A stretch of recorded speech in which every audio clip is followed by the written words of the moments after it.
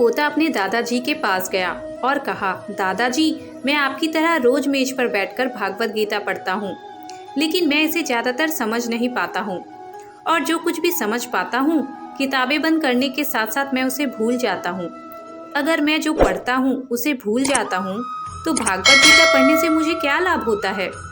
तब दादाजी एक कोयले की टोकरी पकड़े हुए थे। वह पोते की तरफ देखा और उसे कोयले की टोकरी देते हुए कहा, नदी पर जाओ और मेरे लिए एक टोकरी पानी लेकर आओ। दादाजी ने जैसा कहा लड़के ने वैसा ही किया, लेकिन जैसे ही वह घर पहुंचता टोकरी का सारा पानी निकल जाता।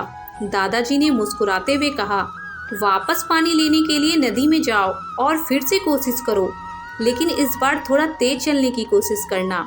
लड़का मान गया और इस बार नदी से पानी लेकर जल्दी घर पहुंचने के लिए तेज भागा। लेकिन इस बार भी घर आने के बाद दादाजी ने देखा तो टोकरी खाली थी। दादाजी ने पोते को फिर से कोशिश करने के लिए कहा, लेकिन हर बार रास्ते में टोकरी से पानी निकल जाती है और टोकरी खाली हो जाती है।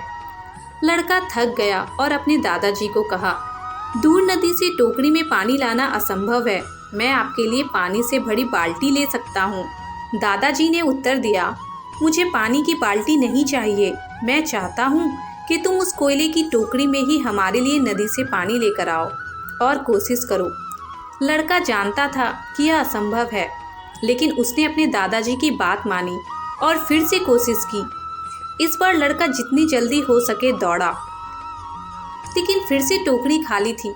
लड़का थक गया और उसने अपने दादाजी को कहा, दादाजी, इस टोकरी से नदी में से पानी लाना हमारे लिए असंभव है। दादाजी ने उत्तर दिया, तुमको लगता है कि यह असंभव है, लेकिन जरा टोकरी को देखो। लड़के ने टोकरी की ओर देखा कि टोकरी बहुत साफ सुथरी दिख रही थी। उसने देखा टोकरी से कोयले के सारे दाग हट गए हैं।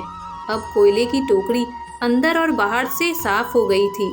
दादाजी ने कहा, तुमने देखा कि टोकरी अब सारे दाग मुक्त हो गई है। जब आप भागवत गीता पढ़ते हैं तो ऐसा ही होता है। जो पढ़ते हो उसे तुम समझ या याद नहीं रख सकते, लेकिन यह सब तुमको अंदर और बाहर से बिल्कुल बदल देता है।